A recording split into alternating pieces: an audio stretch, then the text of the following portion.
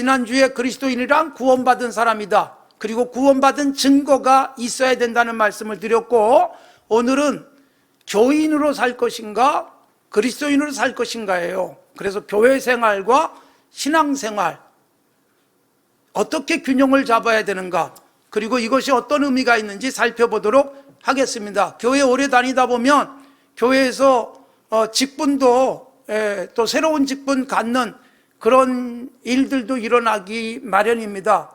그런데 여러분, 정말 교회 생활 건강하게 하셔야 합니다. 교회에서 집사고 권사고 장로가 되고 목사가 되는 것이 우리의 신앙을 증명해 주지 못합니다. 장례식을 가면 직분이 표시가 되어져요. 십자가 밑에 집사, 권사 이렇게. 그런데 여러분, 묘비에도 계속 남아요. 돌로 새겨진 데 직분이 새겨지게 돼 있는데, 그것 때문에 직분을 갖지는 마시기 바랍니다. 저는 이렇게 쓰고 싶어요. 제 묘비에도 그냥 성도 김관선 그랬으면 좋겠어요. 목사보다도 그리스도인으로 살아가는 것 중요한 부분인데, 우리는 서로 대화를 나누면서 다른 교회 교인들하고 너 아직도 집사니? 이런 얘기들을 해요. 그것 때문에 창피해서라도 빨리 목사님 권사 됐으면 좋겠습니다, 그런 생각을 하기도 하고 직접 말하시는 분들도 계십니다. 굉장히 좋은 욕심이에요. 그렇게 되기를 바랍니다. 그러나 여러분, 그 자체가 우리의 신앙을 증명하지는 못합니다. 목사기 때문에 신앙 좋고 직분이 없기 때문에 신앙이 안 좋고라고 말할 수 없다는 거예요. 정말 좋은 신앙인, 교회를 몇 년 다녔느냐, 교회에서 직분이 무엇인가, 여기에 우리들이 마치 증명서처럼 사용할 수 없다는 것입니다. 여러분, 교회를 열심히 다니는데 신앙은 엉망인 경우도 있더라는 것입니다. 교회에서 직분이 무엇인가, 여기에 너무 매달리며 살지 마십시오. 거기에 한 맺힌 채 살지 마십시오. 하나님 앞에서 내가 어떤가를 더욱 정확하게 스스로를 평가할 수 있었으면 좋겠습니다. 그래서 교회는 열심히 다니는데 신앙인은 아닌 경우가 있어요. 그냥 교인, 크리스찬이 아닌, 영어로 표현하면 크리스찬, 처치한, 그렇게 표현할 수 있어요. 그냥 교회 다니는 사람, 교회 멤버십을 갖고 있는 사람, 교회 교족부 뒤지면 이름은 나오는 사람, 직분이 뭔지, 가족관계가 어떤지, 그리고 교회에서 무슨 봉사를 했는지 기록은 있지만 일상의 삶 속에서 그리스도인으로서 건강한 신앙생활을 하고 있는가는 결코 일치하지 않을 수 있어요. 그렇기 때문에 교회 다니다 보면 어떤 사람들은 에이, 교회 안 나가, 그런 일들도 생겨나요. 근데 이것도 굉장히 조심스러운 일이에요. 그래서 역사 속에서 소위 무교회주의도 있었습니다. 교회 필요 없어. 그런데 여러분, 재밌는 건 교회 필요 없어라는 사람들끼리 모여서 또 예배드려요. 그러니까 또 하나의 교회가 만들어지는 거예요. 여러분, 교회 생활하면서 건강한 신앙생활을 하지 않으면 교회 생활이 우리에게 때로는 피곤한 일이 되어지고 교회를 나가고 싶지 않고 그럴 수 있어요. 그런데 여러분, 제가 조금 아픈 얘기를 드리면, 아이, 교회가 이래, 이런 생각이 혹시 들으시는 분, 내가 변하면 교회는 행복해집니다. 나만 변하면 됩니다. 교회가 왜 그러냐면 내가 있어서 그래요. 왜냐하면 내가 완전하지 않기 때문에. 그런 내가 마음을 열고 이 사람도 받아들이고 저 사람도 용납하고, 이 사람에게도 웃을 수 있고 저 사람에게도 미소를 지어줄 수 있는 그 수준으로 올라가면 행복해집니다. 내가 변해야 되는 거예요. 그래서 교회 생활에 대해서 부정적으로 보려고 하는 것은 위험합니다.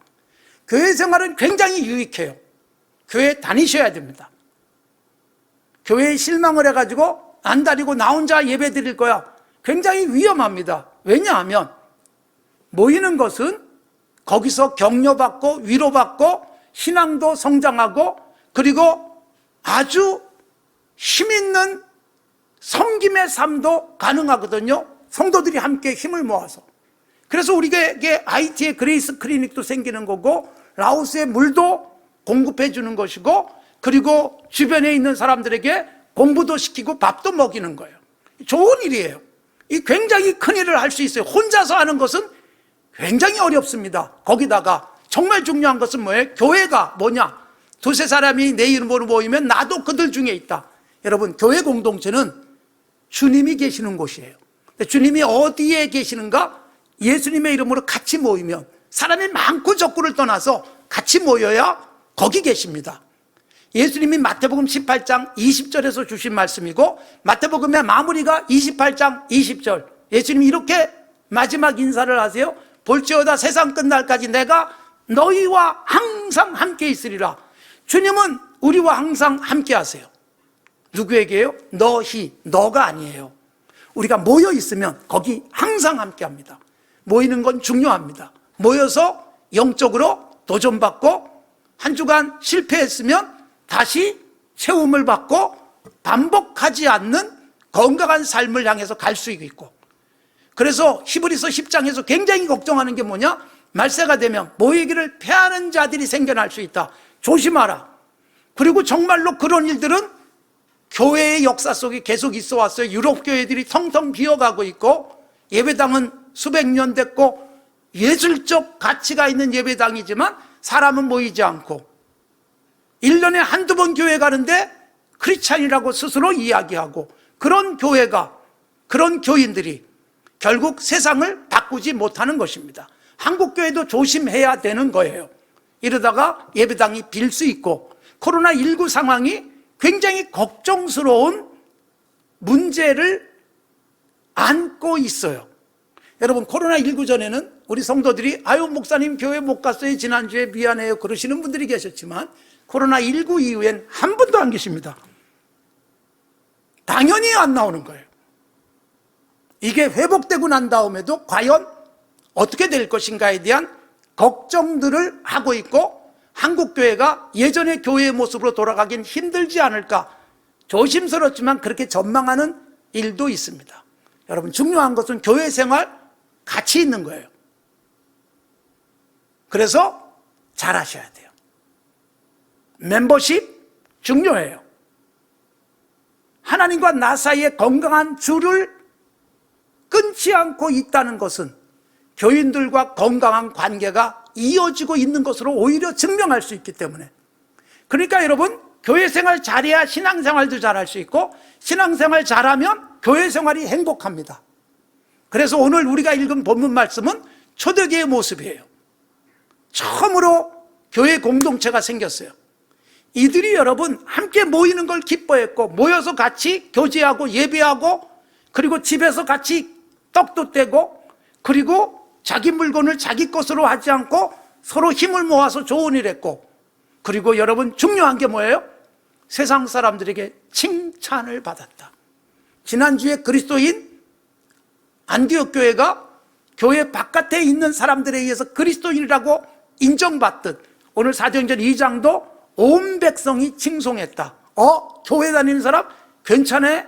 저렇게 살 수 있구나? 대단한데? 칭송이 가능했어요. 이게 바로 교회. 그래서 교회 생활 잘 하셔야 되고, 교회 생활 잘 하다 보면 신앙생활도 건강하게 할 수 있고, 건강한 신앙생활이 다시 건전한 교회 생활로, 그래서 우리는 영적으로 기쁨, 풍성함, 그리고 하나님의 나라를 경험할 수 있게 되었습니다. 정말 위험한 건 교회주의예요. 교회가 지상의 목표인 것처럼 살아가는 것, 교회 가서 오래 신앙생활해야 신앙이 좋은 것처럼 착각하거나, 그 다음에 교회로 모든 것이 종결되어진, 교회는 하나님 나라를 이뤄가는 과정이에요. 하나님 나라를 보여주는 교회의 아름다운 모습들이 있을 뿐이죠, 하나님 나라를 지향해야 되는데 교회 자체가 목표로 끝나버리면 안 됩니다.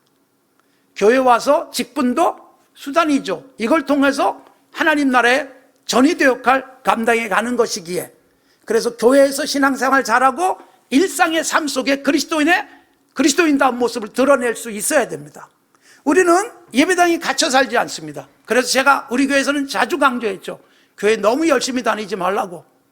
목사가 여러분 교회 열심히 다니지 말라는 말의 의미가 뭔지 우리는 충분히 이해하고 있습니다. 교회만 열심히 다니지 일상 속에서 그리스도인다운 삶을 살지 못하는 것 위험하다. 교회에 오래 있는 시간과 신앙생활이 비례하지 않는다. 교회는 오래 있는데 출근하고 일상에 가면 그리스도인답게 살지 못해서 오히려 저런 것도 교인이야 라고 사람들이 비난을 한다면 이거 불행한 일이지 않겠습니까?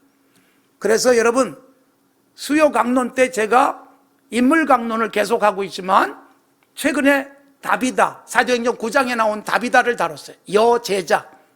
여제자. 과연 여자인 제자는 정말 뭐 때문에 제자라고 부르고 있을까? 그가 여러분 열심히 신앙생활 잘했다, 그렇게 끝나지 않고요, 자기가 할 수 있는 재능이 있었는데 옷을 잘 만들어요. 당시 아주 가난하고 힘든 과부들을 위해서 옷을 짓는 일을 했고 수많은 과부들이 그에 의해서 옷을 입었고 다비다가 죽자 옷을 증거품으로 가져와서 아쉬워했습니다. 사도행전 10장에는 고넬료라고 하는 이방 사람이 나오는데 로마 사람이고 군인입니다. 로마의 주둔에 있는, 그래서 로마에서 큰소리, 로마 군인으로 왔기 때문에 유대에서 큰소리 치며 살 수 있는 사람이었지만 여러분, 그가 유대 땅에 와서 유대교에 들어온 것으로 보입니다. 하나님을 경외했어요. 기도를 늘 하는 삶을 살았어요. 근데 여러분, 그의 기도를 하나님이 들으세요. 응답하세요. 왜 그런지 아세요? 삶이 뒷받침됐어요. 사도행전 10장에 고넬료를 설명해 주고 있어요. 하나님을 경외하는 사람, 유대 백성들이 칭찬하는 사람, 이게 그리스도인이에요. 그러니까 우리의 신앙이 예배당에 갇히지 않는 것입니다. 여러분, 수도원에 들어가서 신앙생활하는 것이 그리스도인이 아닙니다. 중세에 수도원들이 있었지만 수도원 안에 갇혀서 살아가는 것이 전혀 자기의 신앙생활에도 유익하지 않았고 세상에도 기여하지 못했던 것입니다. 초대교회의 오늘 사도행전 2장의 모습은 교회생활, 일상의 삶, 융합이 되어진 거예요. 그래서 여러분, 그리스도인은 가장 중요한 사탄의 시험과 그리고 우리를 공격하는 전략에 말려들지 않도록 조심하셔야 됩니다. 사탄이 그리스도인들을 흔들면서 무슨 얘기하는 줄 아세요? 교회만 열심히 다녀라. 죽으라고 교회는 다니는데 예배당 문만 나서면 그리스도인답지 못한 모습으로 살아가기를 부추기고 있는 거예요. 교회는 열심히 다니지만 나가면 세상과 다르지 않고 이런저런 욕심을 충족시켜야 되고, 교회 오면 기도하는 이유가 뭐냐? 하나님, 내 것도 많아지게 하옵소서, 내 땅 늘어가게 하옵소서, 내 집 평수 늘려 주옵소서, 이쪽으로 초점이 맞춰져 있는 삶이란 신앙인의 모습은 아닙니다. 교회 멤버십은 갖고 있어도 교회 주위에 빠져 있는 사람일 수밖에 없기 때문에 교회 자체로, 교회 생활 자체로 신앙이 다 완성된 것은 결코 아닙니다. 예수님께서 이 땅에 오셔서 3년 동안의 사역은 세상을 바꾸는 일이었고 그걸 위해서 예수님 자신이 희생했습니다. 예수님이 부활하시고 제자들에게 처음으로 던진 말씀, 요한복음 20장, 아버지께서 나를 이 땅에 보낸 것처럼 나도 너희를 세상에 보낸다. 제자들끼리 모여 사는 것을 원한 게 아니라 세상에 흩어져서 세상에 영향을 미치는 거예요. 그걸 위해서 굉장히 많이 희생했고, 초기 기독교 공동체는 자기를 희생하면서 엄청난 하나님의 나라의 확장을 위한 희생의 수고들을 했습니다. 그런 일들을 해낸 선교사들이 우리에게도 복음의 역사를 펼친 것입니다. 조선 땅에 여러분 수십 일씩 배를 타고 일본을 거쳐서 제물포항에 들어온 선교사들, 그리고 초기에 병원을 세우고 현대 의술을 접하게 만든 의사들, 이들은 여러분 신앙을 절대로 기도해서 돈 많이 벌거나 편안하게 사는 삶으로 그렇게 도구화하지 않은 채 신앙을 구체화하기 위해서 희생적인 삶을 산 거예요. 조선 땅에 온 사람들이 얼마나 희생했습니까? 여기서 죽고, 여기서 자녀들 죽고, 여기서 대를 이어서 선교의 역사를 감당했던 사람들이 진정한 그리스도인이었고, 그것이 우리에게 정말 필요한 것임을 강조하고 있습니다. 그래서 여러분, 예배당 문을 나서면서 신앙생활은 시작되는 것입니다. 로마서 12장은 바울 사도가 너희 몸으로 산제사를 드려라. 로마서가 1장부터 11장까지 믿음으로 구원 얻는다, 이걸 굉장히 많이 강조해요. 믿음으로 구원 얻었다면 12장부터 구체적인 삶, 그게 뭐냐? 몸, 영이 아니에요. 몸으로 활동하고 움직이면서 하나님 앞에 드려질 만한 제사 같은 삶을 살아라. 세상을 본받지 말아라. 세상처럼 되지 마라. 세상과 다른 가치관 가지고 이 몸이 움직여서 착한 삶, 건강한 그리스도인의 가치를 드러내면 그게 빛이고 그게 하나님 나라에 드려지는 진정한 삶의 예배요 제사임을 강조하는 거예요. 하나님은 여러분 예배를 받으실 때 최초의 예배라고 할 수 있는 창세기 4장에 나오는 가인과 아벨의 제사, 하나님이 어떻게 하세요? 가인과 그 제물은 받지 않습니다. 아벨과 그 제물을 받으셨어요. 뭐예요? 제물만 받은 게 아니라 예배를 받은 게 아니라 삶을 받는 거예요. 가인이라는 삶 자체를 받지 않았어요. 아벨이라는 그 사람을 받아주시는 거예요. 우리의 예배, 여러분 여기서 헌금 드리고 여기서 찬송하는 것 하나님이 받으시겠지만, 여러분 우리가 한 주간 동안 산 삶 자체도 하나님이 받으실 수 있는 건강한 한 주간이 됐어야 되는 거예요. 그리고 그런 삶을 또 다짐하는 것이 그리스도인이라는 것을 분명히 보여주고 있습니다. 그래서 여러분 교회 생활, 신앙 생활, 이게 균형 잡혀야 되는 거예요. 교회 생활 아무리 해봐야 소용없어, 제가 그 말씀 드리는 게 아닙니다. 제대로 된 교회 생활을 했다면 일상 속에서 신앙이 구체화된 진정한 크리스찬, 그래서 세상이 칭찬하는 삶을 살아가는 거예요. 직장에서, 일터에서, 사업하면서, 거래처와의 관계 속에, 그리고 내가 몸담고 있는 어떤 공동체든지 거기서 인정받을 수 있는 진정한 크리스찬, 그게 바로 교회 생활과 신앙 생활의 균형을 이루는 것입니다. 신앙을 구체화하기 위한 노력이 필요한 거예요. 여러분들에게 이름을 대면 알만한 사람들의 예화도 많이 있지만 가능하면 논란거리가 있을 수 있기 때문에 들고 싶지 않습니다. 역사 쪽 인물 안중근 같은 사람은 여러분 카톨릭 교인이었습니다. 교회가 그를 품어주진 않았지만 그 신앙을 구체화하면서 그는 죽었습니다. 하얼빈에서 거사를 행하고 사형 선고를 받았지만 그를 위해서 기도하는 어머니는 수의를 보내고, 그리고 항소하지 마라, 그냥 죽어라. 여러분 정말 믿음이 이 세상에서 얼마나 오래 사는가가 아니라 어떻게 살다가 가는가에 초점을 맞춘 건강한 사람이었습니다. 제가 좋아해서 자주 말씀드리지만 윤동주 27살에 요절을 했다고 사람들은 표현하죠. 일찍 죽었다고 표현하지만 가치 있는 삶의 흔적은 90년, 100년 산 사람보다 훨씬 더 빛나지 않습니까? 북한도에서 명동촌에서 태어났습니다. 명동학교에서 공부했고, 저하고 같이 여행을 갔던 분들은, 테마 여행했던 분들은 보셨겠지만 거기서 공부하고 그리고 신앙을 갖추고 숭실에서 기독교 신앙인으로서 공부하고 연희에서 공부하고 후쿠오카로 유학 갔다가 항일 운동했던 것 때문에 붙잡혀 들어가고 고문을 당하고 죽습니다. 여러분 그에게 삶은 신앙이었고 신앙은 구체적으로 시 속에 담겼습니다. 하늘을 우러러 한 점의 부끄러움도 없기를 바랐던 동주는 십자가는 예배당의 꼭대기에 예배당 표시로서 끝난 게 아니라 그 십자가를 가슴에 품고 살았고, 그의 십자가라고 하는 시 속에도 담겨 있지만 십자가는 그에게 민족을 짊어진 시인으로서 할 수 있는 최고의 사명이었던 것입니다. 구체화했습니다. 그냥 공허한 신앙이 결코 아니었던 것입니다. 기독교인, 교회 생활하고 일상 속에서 정치, 경제, 사회, 문화 모든 영역 속에서 그리스도인이 그리스도인다웠으면 좋겠습니다.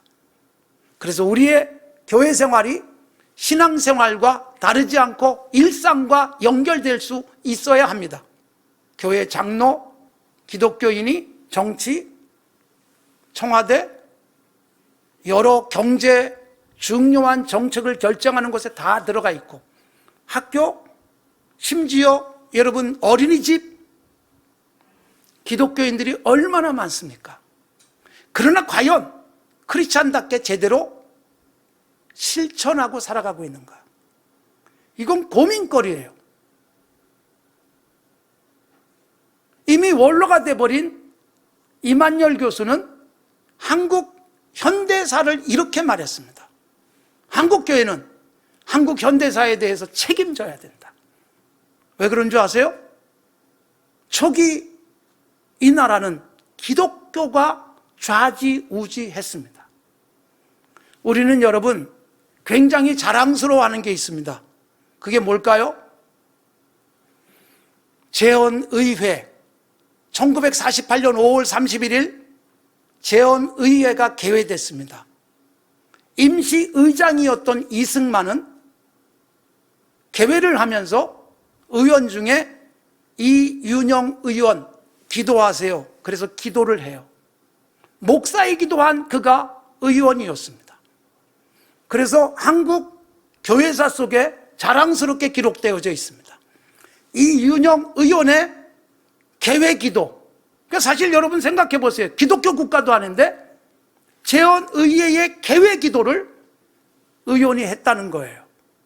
그래서 우리는 자랑스럽게 얘기하는데 여러분 심각하게 고민해야 될 부분이에요. 기도하면서 시작한 의회, 기도를 시킨 임시의장, 그리고 한국교회는 역사 속에 어떻게 됐나요? 대통령이 되고 부정부패의 대명사가 되고 하야하고 망명을 가야 했습니다. 그 뒤로 기독교인 장로 대통령이 없었던 게 아니죠. 있었습니다. 국회의원 속에 기독교인 국회의원들의 모임이 있고 정기적 기도회도 있습니다. 곳곳에 있습니다. 제가 26년 동안 계속하고 있는 법원의 신회도 있습니다. 거기 출신 총리도 있고요.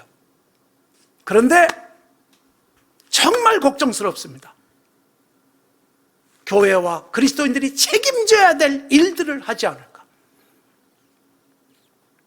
정말 구체적으로 내가 믿는 것을 삶 속에 야, 역시 기독교인이 하니까 저렇게 하는구나 감탄할 수 있어야 되지 않을까요? 너무 다른 거예요.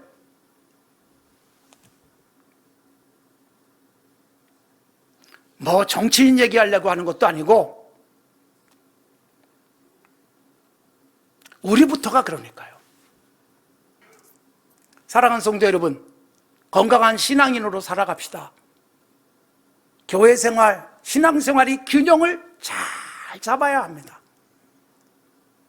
교회가 이 세상에 대해서 정말 건강한 책임의식을 가지고 역사 속에 좋은 흔적을 남겼다는 평가를 받아야 되지 않겠습니까? 우리들입니다. 굉장한 사람들이 하는 게 아니라 바로 나예요.